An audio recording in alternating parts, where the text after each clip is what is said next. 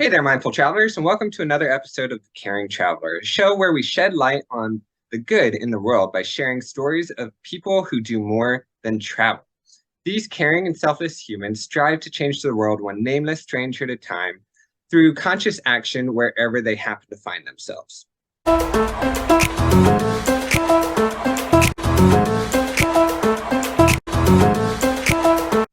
Now, today I am joined by Prithvi Madhukar. Sorry, I got it the last time, but we're going to call you Prit, as you told me. Prit is from Bangalore, India, but has spent time in many places around the world. Her experience as a digital nomad is what brought us together. She is the author of an outstanding book titled Zero to Four Figures, which we're going to talk about, and I highly encourage every digital nomad and entrepreneur to look at it. It's an outstanding book. She is also a bit of a superhero with an alter ego, the Marketing Nomad. So I am so happy to have you here, Prit, and thank you for joining us. Thank you so much, Michael, for having me on your channel. It's an absolute honor and privilege to be here. I'm super excited to get into this video. Yeah, I am too. So how about you tell us a little bit more about yourself? I gave you a brief intro, but there's so much more to tell. Absolutely. So basically, I was born in 1992. And when I was 6 months old, I was born in Bangalore, India. When I was 6 months old, my parents moved to Singapore because my dad got a job opportunity over there. Both my parents are engineers. I grew up in Singapore for about 11 years before we moved back to Bangalore, India. I went through high school, secondary school, and then engineering in India. And then I moved to New York, United States of America, to do my MBA. Finished my MBA, worked for a year over there. And then unfortunately, my work visa wasn't processed and I had to come back to India. And I've been in India for about 3 years now. It started on my own. I started my entrepreneurial journey way back in 2009. And that is something that I've been working on. I am basically a marketing strategy consultant. I'm location independent. But along with that, I'm also a YouTuber, a podcaster, an Etsy shop owner, and a Skillshare teacher as well.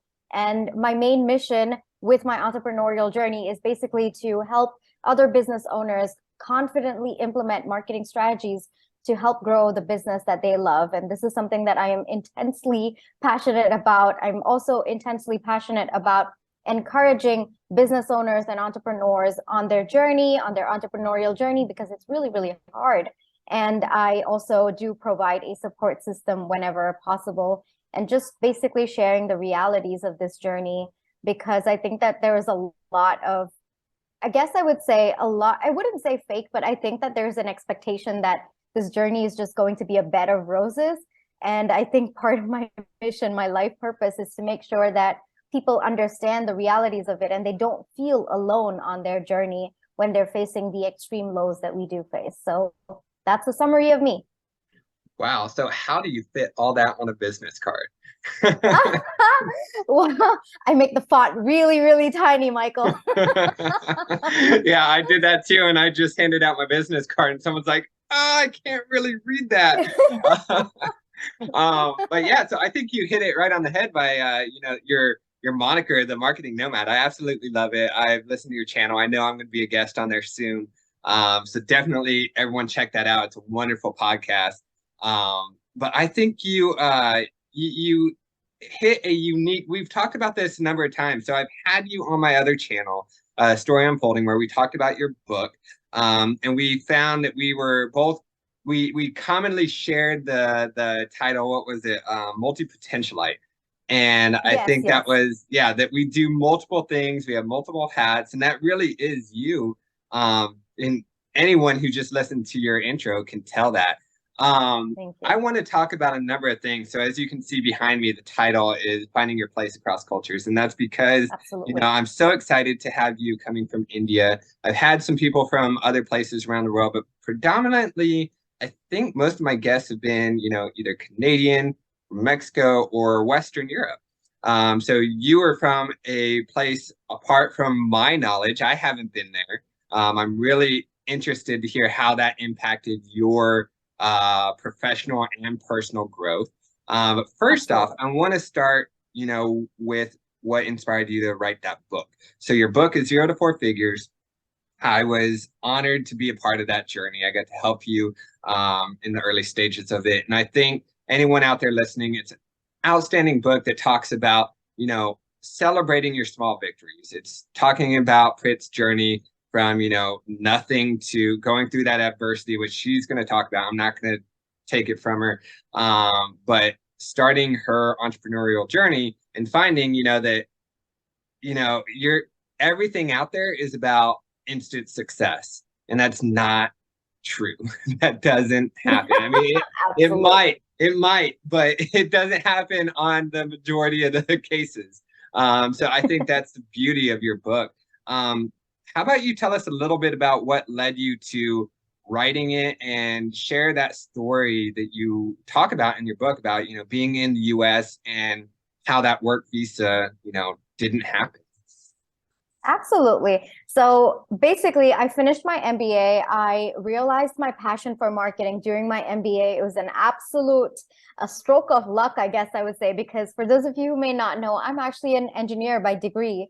Do not ask me anything about it. I do not know anything. I've forgotten all of it.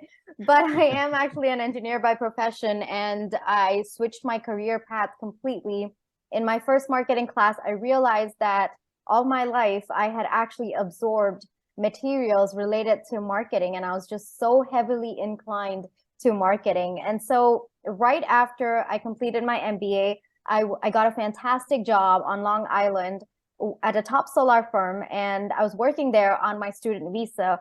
As an international student, we are allowed 1 year where you can work on your student visa, and then your employer has to actually convert that visa into a work visa. Well, they don't physically convert it, they just submit an application, and it's a lottery process for the H-1B work visa.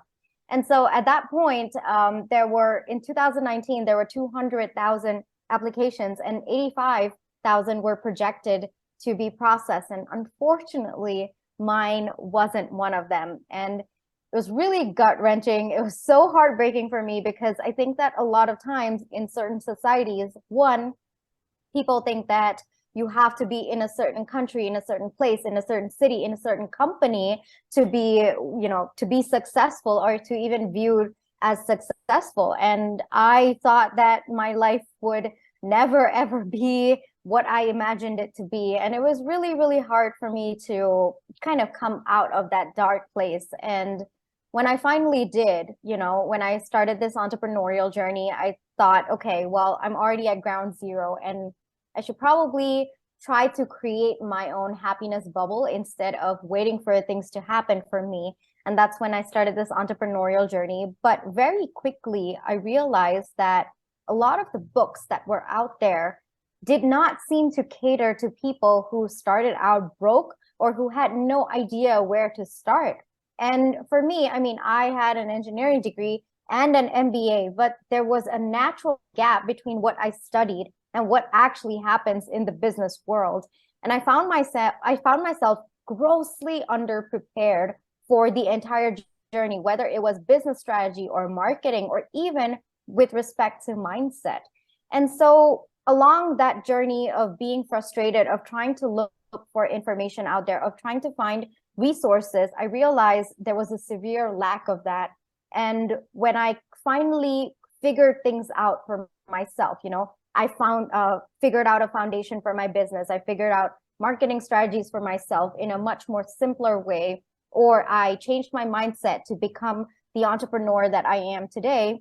I realized that other people were also probably looking for how to get started, what to do, how to navigate through the extreme lows.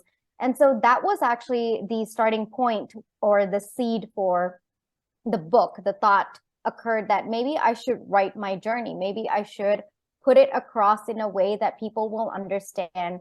The second thing was that, especially for entrepreneurs such as you and me, Michael, and I know that we've talked extensively about this, is that the common perception is you are only successful if you've hit 6 figures or if you're a millionaire.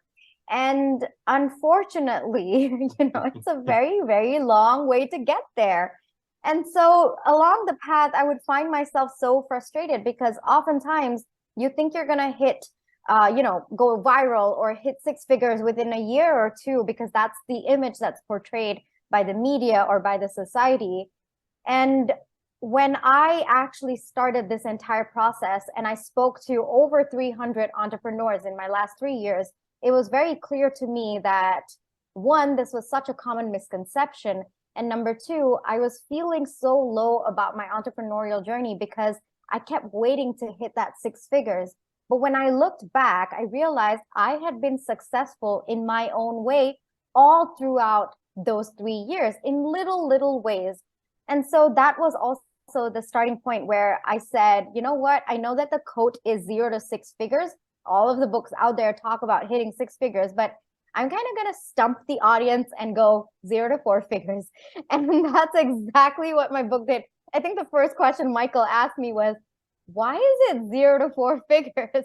And, that's precisely what my book actually does. It challenges the norm that you have to wait till six figures to feel successful. No, I think that we ought to feel successful at every single part of our journey. The fact that we even decided to be entrepreneurs and take up this roller coaster ride itself is a success. And that's what I truly believe. And that's basically, I believe it to be my life purpose and mission, to help other entrepreneurs understand and believe in themselves, embrace this journey for what it truly is, a success. That's great. That's very empowering.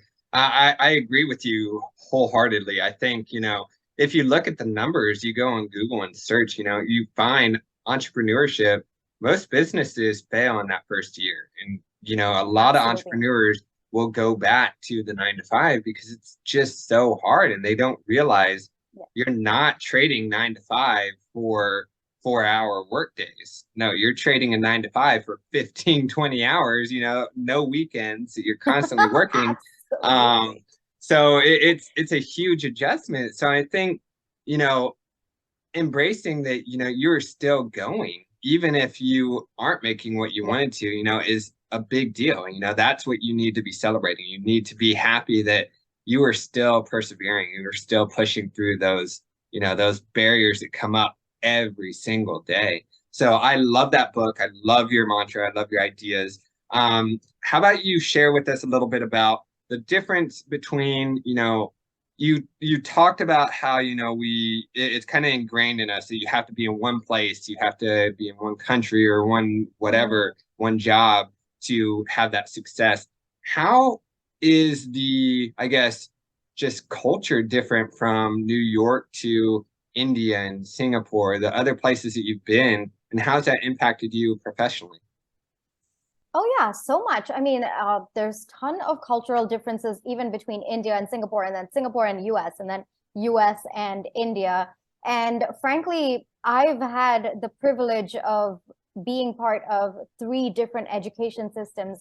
So I guess I'll start there. So with Singapore, I guess the education system is more application based, and it's extremely competitive. It is intensity to a different level. At the age of 11, I was supposed to write a competitive exam that would determine the next, at least my career path. At the age of 11, I mean, I wasn't even serious about anything, forget education or my career path.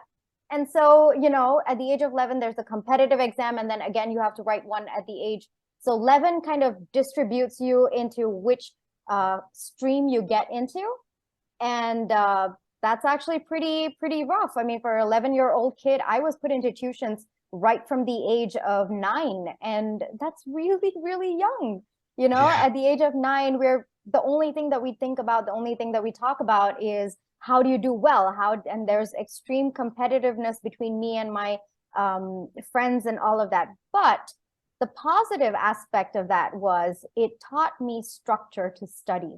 It gave me that foundation of taking my studies seriously or taking education very seriously. Also, the entire education system of Singapore is actually very, very different. The way that they teach math, the way that they teach English, extremely different. And I believe that to be a very fundamental foundation to who I am as a person. Even to this day, the reason why I love math so much is because it was taught to me in a way that was so hands-on and I absolutely loved every minute of it when I was in Singapore. So I have to credit my teachers for that. I have to credit the education system for that. So that's one fundamental, I guess, pro and con of the education system over there. Then we came to India. So in India, it's more, I guess I would say that the spectrum of what you learn is massive. There is no, they don't limit themselves to just India. And plus, Indian history is intense, and not just that, they don't just learn about India, they basically learn about the whole world. And in terms of my general knowledge, it was leaps and bounds. And even, when I moved back to India at the age of 11, I realized that what Singapore taught, whether it was English or whether it was math, was actually very different in India, even though it was the same concept, like decimal system or, all of those things were pretty much the same, but the way that it was taught was very, very different. So I had to relearn math at the age of 11. And, I did like it in a way because I already had such affinity to math, but those were two different structures. One was more, I guess I would say it was more systematic in terms of the steps and the lessons. Everything was just logic based when it came to India. But then in Singapore, it was more hands-on. How do you use this theory to formulate something else and solve a problem later on?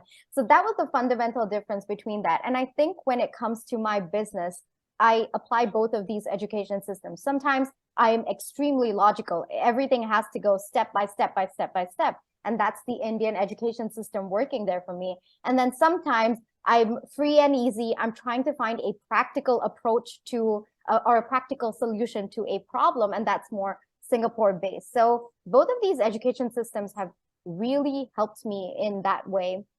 And then I guess the con of the Indian education system would be that it involves a lot of by-hearting. It's more, you have to read it. You just, whatever you put in your test is what you get and who you are as a person. Like, people define who you are based on your marks, and your marks is how good your memory is. Whereas in Singapore, it was more based on your application. How do you apply this? And if you just studied your textbook, it wasn't enough. At the age of 10 or 11, I had at least 3 books that I was learning from and not just one. Whereas in India, it's the textbook. Your textbook is kind of like your Bible, I guess. You have to know it through and through, and you'll most likely be questioned on that. So those were the very distinct education systems that I had to navigate and figure out, because it was a very different style of learning. So I had to relearn a style of learning for myself. So that was India and Singapore, and that's how it helps me in my business.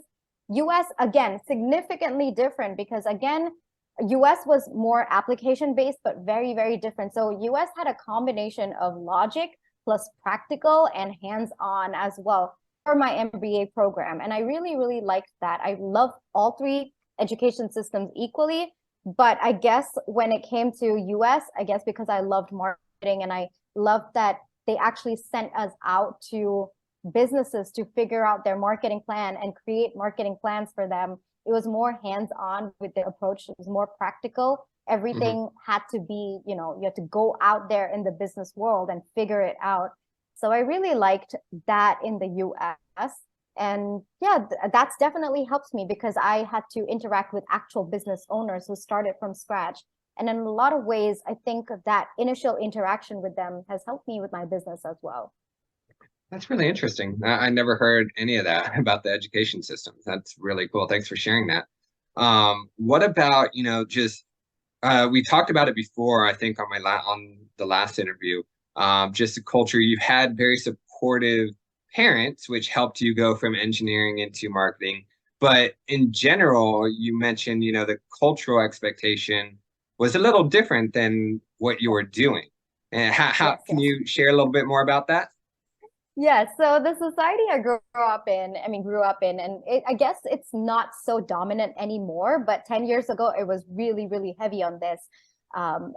You are either a engineer or a doctor or a lawyer. And if you chose any other career path other than these 3, people would guarantee that you would fail. And if you would somehow achieve success, people would often chalk it off as sheer dumb luck, and you wouldn't be looked at with respect. Of course, now things are a lot more different because of the advent of social media. Frankly, I think that because social media has come, people have understood that there are different ways to earn now. There are different professional paths that you can take, all of those things. It's a lot different now. The mentality is a lot different now. And of course, entrepreneurship at this point now, people seem to think that it is a fashionable route to take. I've got my own thoughts on that, and we'll probably talk about it later.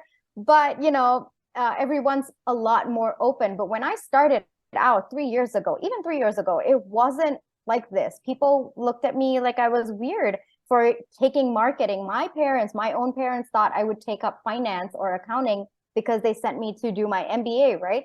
And I remember telling them that I wanted to do marketing, and they were so confused.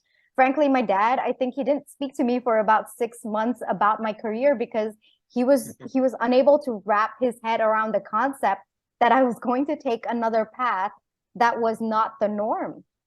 And so, you know, that was also, it was definitely a cultural shock for them that I was taking up something else that was not the norm. And they were also afraid. I guess wherever their concerns were, it came from a place of love. And so when I decided to become an entrepreneur, both my parents are entrepreneurs, by the way. They're engineers, they're entrepreneurs, but both of them have engineering-based businesses. So when I said, well, I'm just going to need my laptop and I'm going to be fine with that, there was a little bit of skepticism. You know, I mean, of course, by then they were more confident in my ability and they trusted my judgment. But there was that initial hesitation, like, how is she going to do? What's going to happen? Everything's going to be online. And of course, then the pandemic hit, and now being online is sort of a norm, but it wasn't there just 3 years ago, you know? And so I think that we are evolving as a culture, as a society. I think that there is a lot of evolution that's happening. I think the pandemic has sped up a lot of people's interest in online. And with the recent layoffs and all of that, people are understanding that even if you are in a certain country, in a certain city, in a certain company, your future, your career is not guaranteed. And I think that's another reason why people are now looking to create a job for themselves, which is basically entrepreneurship. That's what we're doing, right? And so I think that's where the fundamental shift is happening. And it's happening very, very dramatically because of the series of layoffs in the tech field. And now people are understanding that it's not just the only option, there are other options available. So I guess navigating through that cultural difference was, I would say, it did bother me a bit, Michael. It really did bother me a bit when I first started out, I'm going to be honest, but I've always been, you know, the kind of girl who doesn't care about what people say, or you would call a risk taker. But even so, you know, when I would talk to people at family functions or weddings, they would say, okay, but what is it that you do? Is this what you want to choose for the rest of your life? And they would look pretty judgmental about what I was doing. But now things are changing. And I think that when you achieve some level of success, that also changes people's perception. So with the book launch, frankly, it took me 3 years. With the book launch, I think that people are looking at me differently, and I sense a bit of acceptance that, okay, well, she's chosen this path, she's finding her success in it, and maybe there's something to it. And I hope to inspire little Indian girls out there, frankly, that you can find success wherever you are. You know, sometimes I understand that you may not have that parental support or that family support, but at the end of the day, I think that if you find people, may not be related to you by blood, if you find people who are going to be supportive and you believe in yourself, then I think that it will happen. I really, truly believe that. That's amazing. I love that. Yeah, I mean, I think you touched on a number of things. I think, you know, that success aspect is so hard still, though, you know, because, you know, once you hit that success, you mentioned, you know, people start to embrace it and accept it. But Mm. then culture is ingraining, success is six figures, or it's this, or it's that. And Yes. so you can, I think it's a great time right now to talk about, you offhandedly mentioned the fashionableness of this pursuit. So I want to hear your thoughts on that. Hear my thoughts on? You mentioned the fashionableness of, this pursuit. Oh, yes. Oh my God. I've got so much to say on that, Michael. Yes. So a lot of people, they seem to think that, now entrepreneurship, it's kind of become a little bit of a fad or a fashion. If you ask any kid out there at the age of 20, and then I'm sorry, I'm saying kid, but I'm 30 years old and they're all kids to me now at this point. Hey, you're a kid to me still. So you ask them and they said, oh, we want to become entrepreneurs and we want to become entrepreneurs. We want to earn six figures. We want to become millionaires. And I really, upon digging what exactly they want to do, all they want is actually a cushy job, because entrepreneurship, and Michael, I know that you will agree with me because this is very much part of your business and your passion as well. Entrepreneurship is fundamentally about making a difference to the people around you. It's not about you. A lot of people think that entrepreneurship is about us. And especially since it's become such a fashion now, I see a lot of people getting into the entrepreneurial world because of themselves, because all of the reasons are them-centric rather than people-centric. If I ask you, Michael, today, why do you do what you do? Most likely your reason is going to be because I want to make a difference to this, because I want to do this for them. Even my reasons, they're not around me. While you and I, we do have our personal goals that we want to achieve, our mission is beyond ourselves. And I think that's where people are having that misstep and that misalignment when it comes to why they're getting into the entrepreneurial world. Especially in this world, there are so many lows. I mean, it's incredible. Even yesterday, I was feeling quite low about something because it wasn't working out in my business. And I had been working on it for 3 years and it seemed like I hadn't even moved an inch. And I was quite low about that. And that's a very normal part of this journey, feeling that low, the extreme highs and the extreme lows. And when you have a mission that is beyond yourself, it helps you sustain on this journey, because when you give up, okay, and I'm not saying that giving up is wrong. I think that's perfectly okay. But when you are thinking of giving up during these extreme lows, you're not only giving up a reality for yourself, but you're also giving up a reality for everyone around you. And I believe that that little thought of helping people around you kind of makes you try every single avenue before you decide to quit. And I think that's where the difference is. And not just that, I think that when you look at entrepreneurship as a way to make a difference to the people around you, one, it helps you sustain. Number two, it gives you purpose. Number three, it makes you less likely to quit in the first year because you understand that there is a natural high and low to this. And I think that's my thoughts on it. I really hope that when people out there, you're thinking of getting into the entrepreneurial world, before you get in, make sure that you have a mission and purpose that is beyond you. You can have your personal goals. Absolutely. Yes, 100%. Mine's sipping Afro juice in Australia. But, you've got to have a purpose that is beyond yourself. And I think that is what truly determines how you are going to sustain yourself on this entrepreneurial journey. Michael, thoughts? Oh, yeah. I mean, I share everything with you. I think you and I are kindred spirits in this.